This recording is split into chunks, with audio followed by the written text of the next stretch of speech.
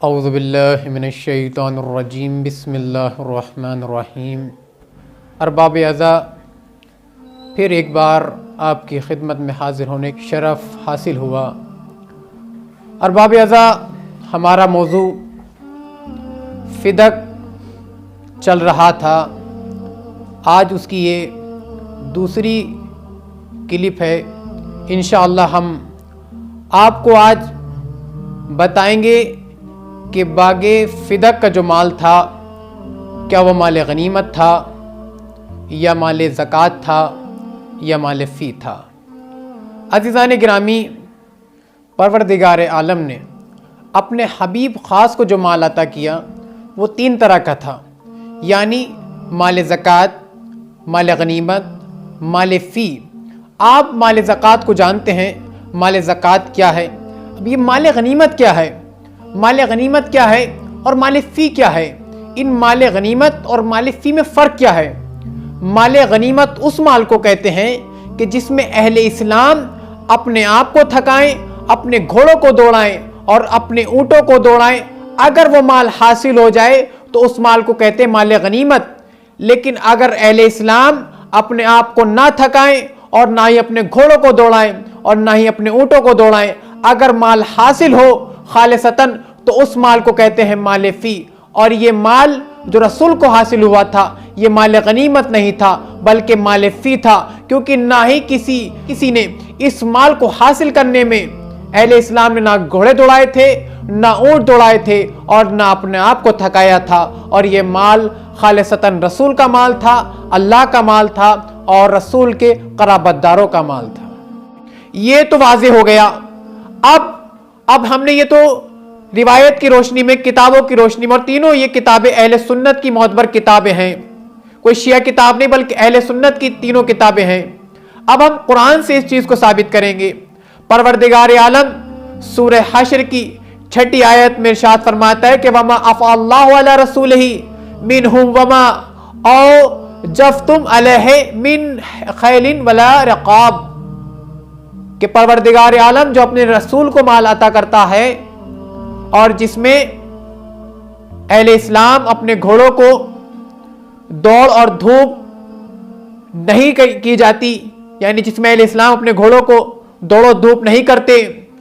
وما افاء اللہ علی رسولہ من اہل القری فللہ ولرسولہ ولذی القربى والیتامى والمساکین وابن السبیل۔ اور یہ جو مال پروردگار عالم نے اہل قری سے اپنے حبیب خاص کو عطا کیا، اس میں پروردگار عالم کہتا ہے یہ مال اللہ کا ہے، فللہ اللہ کا ہے، ولرسول اور اس کے رسول کا ہے، ولذی القربى اور اس کے قرابت داروں کا ہے، والیتامى اور یتیموں کا ہے، والمساکین اور مساکینوں کا ہے، وابن السبیل اور مسافروں کا ہے۔ تو پروردگار عالم نے ارشاد فرما دیا، صاف صاف اعلان کر دیا کہ جو مال اہل اسلام اپنے آپ کو تھکاتے نہیں، اپنے گھوڑوں کو دوڑاتے نہیں اور اپنے اونٹوں کو دوڑاتے نہیں، اور وہ مال حاصل ہوتا ہے تو وہ مال فی ہے۔ اور یہ مال، اس مال پہ صرف اللہ کا حق ہے، اس کے رسول کا حق ہے۔ اب رسول چاہے جس کو عطا کریں۔ اب یہ مال، اب میں آپ کو اہل سنت کے بہت بڑے عالم دین جو تفسیر کبیر جلد نمبر 7 صفحہ نمبر 125 میں ارشاد فرماتے ہیں کہ امام فخر الدین رازی فرماتے ہیں کہ یہ آیت، اس آیت سے مراد فدق ہے، اور یہ مال فدق جب رسول کو حاصل ہوا اس کے بعد یہ آیت نازل ہوئی۔ اس آیت سے مراد مال فدق ہے۔ تو پتہ چلا کہ مال فدق جو ہے، باغ فدق، وہ خالصتاً رسول کا تھا، اس میں کسی کا حق نہ تھا، وہ صرف رسول کا تھا۔ اب دوسرا سوال کہ یہ مال رسول کو ملا کیسے، رسول کو حاصل کیسے ہوا، رسول کو یہ مال فدق کا، باغ فدق ملا کہاں سے، شہر فدق رسول کو حاصل کہاں سے ہوا؟ تو آئیے ہم اہل سنت کی 6 معتبر کتابوں سے آپ کو حوالہ دیتے ہیں۔ فتوحات بلدان صفحہ نمبر 42 اس کے جو مورخ ہیں وہ ابو الحسن بلزری ہیں. دوسری کتاب معجم البلدان، تیسری کتاب تاریخ الطبری، چوتھی کتاب تاریخ کامل اور پانچویں کتاب شرح ابن حدید اور چھٹی کتاب تاریخ خمیس. ان 6 کی 6 کتابوں میں یہ واقعہ درج ہے. جب رسول صلی اللہ علیہ وسلم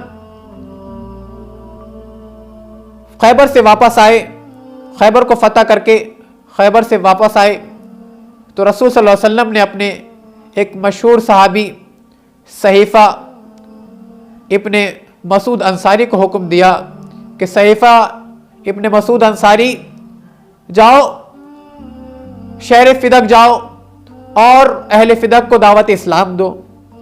جب صحیفہ بن مسعود انصاری فدق پہنچے اور اہل فدق کو دعوت اسلام دی تو اہل فدق نے دعوت اسلام قبول کرنے سے انکار کر دیا اور رسول کی خدمت میں عہدہ فدق پیش کرنے کا یعنی ریکویسٹ کی، پیشکش کی کہ ہم رسول کی خدمت میں عہدہ فدق پیش کرتے ہیں، اور رسول نے عہدہ فدق لے کر اہل فدق کو وہیں رہنے دیا.